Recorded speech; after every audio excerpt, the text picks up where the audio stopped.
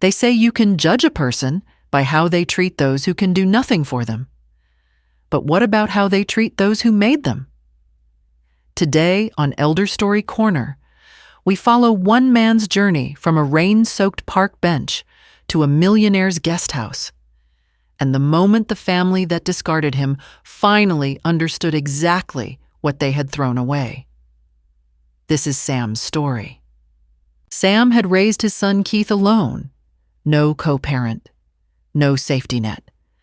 Just a man, a child, and a quiet determination that his son would have a better life than he did. Sam worked nights as a security guard and days as a supply teacher whenever the schools would have him. He skipped meals so Keith could have new shoes. He tutored neighborhood children on weekends for extra money, then used that money to pay Keith's college application fees. He was the foundation of that boy's life. And then Keith graduated and married a woman named Marva, polished, ambitious, and very clear about the kind of life she intended to live. They moved into a large house in a good neighborhood. They hosted dinner parties and curated their image carefully. They did not curate space for Sam. When Sam got sick and could no longer work, he had nothing left to fall back on. No savings large enough to matter. No property in his name. Just a lifetime of sacrifice that had never been converted into security. He called Keith. "Son, I just need a room for a few months, just until I get back on my feet." Keith came to the door. Marva stood just behind him, arms crossed, jaw set.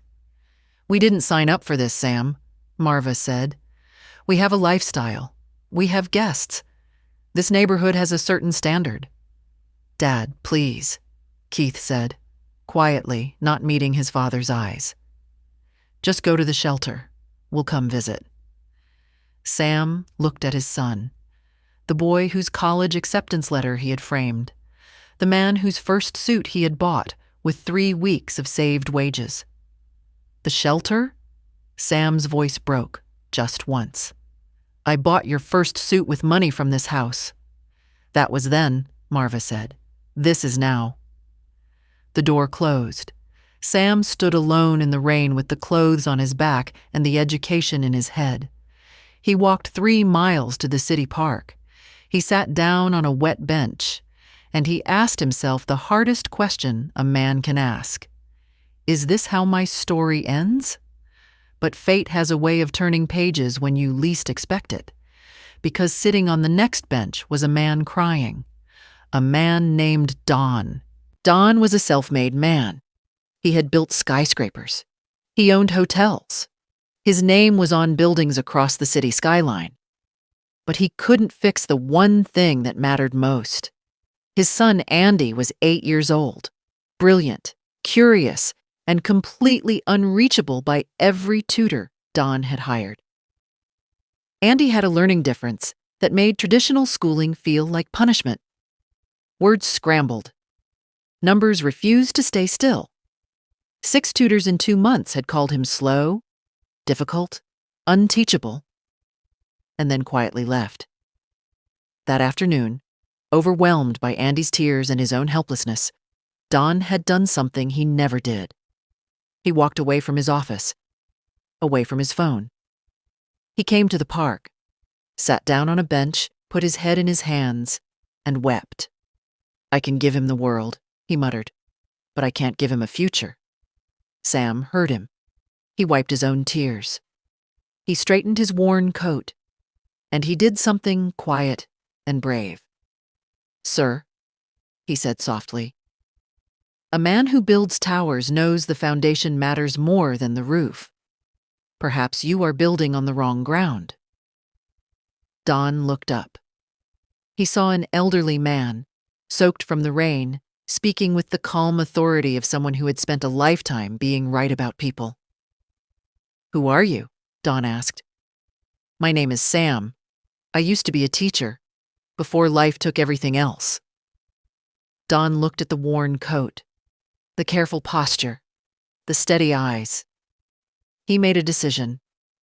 "Get in my car," he said. Let's see if you're as wise as you sound." When Sam met Andy, he did not see a problem. He saw a spark. Where other tutors had brought worksheets and timers and the heavy machinery of conventional instruction, Sam brought questions. "What does this number feel like?" he would ask. "If this word were a color, what color would it be? If this story were a place, where would we be standing right now?" He turned mathematics into a garden, planting, measuring, growing. He turned reading into storytelling, voice, rhythm, imagination. He used movement and music and the texture of real things to build pathways into a mind that had simply needed a different door. 3 weeks in, Andy completed a full reading passage without stopping. He looked up at Sam with an expression that had nothing to do with grades. It was the look of a child who had just discovered he was not broken. By week 6, Andy was solving problems his previous tutors had called beyond him. He was reading ahead of his grade level. He came to lessons early. He stayed late. He ran to his father one evening, waving a marked assignment. "Dad, Mr. Sam says I'm a genius." Don stood in the hallway and watched his son, laughing, confident, alive in a way he hadn't been in years, and felt something loosen in his chest that had been tight for a very long time. He went to Sam that evening. "Stay," he said simply. "You saved my son. Stay as long as you like. The guest house is yours." Sam accepted, but with one condition. "Treat me as a partner, not a charity case, and never, not once, let Andy believe he is less than anyone because he learns differently." Don agreed without hesitation. For months, the 3 of them were a kind of family. Don and Sam shared meals and long conversations about education, about patience, about the things money could and could not buy. Andy thrived. The guest house had curtains Sam chose himself and a small bookshelf he filled slowly. Then Don announced a charity gala at the estate. The city's finest would attend. Donners, business partners, community leaders, and on the guest list, because Keith's firm did business with one of Don's subsidiaries, were Keith and Marva. They arrived in designer clothes, polished and certain of their place in the room. They did not notice Sam until he was standing 3 feet away from them, beside Don, wearing a simple dark suit Don had insisted on buying him. Marva's champagne glass stopped halfway to her lips. Keith went pale. "Dad?" Sam looked at his son, unhurried, unbothered. "Hello, Keith." "Hello, Marva." The room was paying attention now. Don's voice, when he spoke, was quiet but carried. "You know this man?" He's my father," Keith managed. "Your father," Don repeated. He let that sit for a moment. Then, "This man is the reason my son can read, the reason my son laughs again, the reason I sleep at night. And you sent him out into the rain."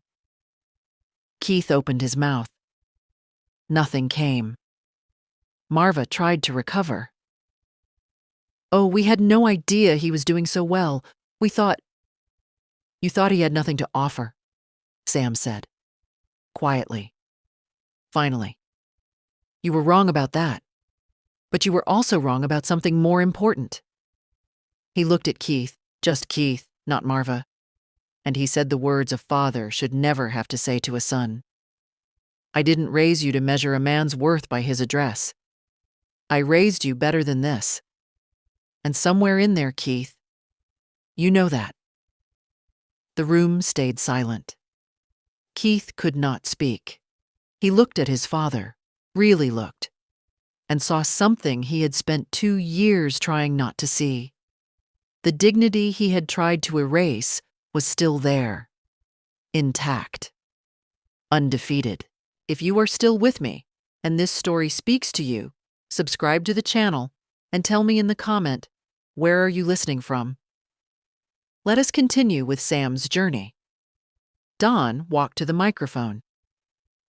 "Ladies and gentlemen, Tonight I am announcing a new foundation, the SAM Foundation, dedicated to supporting retired educators who have fallen on hard times and children who learn differently. Because both groups are undervalued, and both groups changed my life. He turned to Sam. You taught my son. Now let me help you teach the world.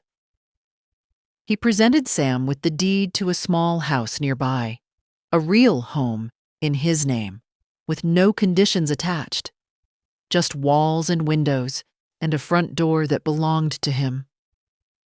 Sam stood at that microphone, deed in hand, and for a long moment he said nothing. Then he looked out at the room and said simply, "Every child can learn. They just need someone willing to find the door." Keith and Marva left the gala early, not because they were asked to leave, but because they could not bear to stay in the room with the consequences of who they had chosen to become. Andy found Sam near the door as the evening wound down and wrapped his arms around him without warning. "Will you still teach me?" he asked. Sam held on to that boy, this child who had reminded him at the lowest moment of his life that he still had something worth giving. "Always, son," he said, "because you taught me something too. You taught me that even when you lose everything, you never lose your worth." Some people are cast aside because the people around them cannot see their value. But value does not disappear because it goes unseen. It waits. It finds a bench in the rain. It finds a child who needs a different door. And then it reminds the world, quietly, without bitterness, without revenge, exactly what was lost when it was thrown away. Sam knew that all along. It just took the rest of them a little longer to catch up. Sam's story reminds us that education isn't just about degrees. It's about empathy. It's about seeing the potential in others when they can't see it themselves. And it reminds us that class isn't about money. It's about character. Marva had millions but acted like a pauper. Sam had nothing but acted with humility. Don't let anyone make you feel small because of your circumstances. Your value isn't in your address. It's in your heart. And sometimes, the person you push away is the very one who holds the key to someone's future. This is Elder Story Corner, where we learn that kindness is the ultimate currency, and it's never too late to start a new chapter. If this story touched your heart, please share it. Tell us in the comments, have you ever been rejected by your own? Until next time, keep learning, keep loving, and keep your head high.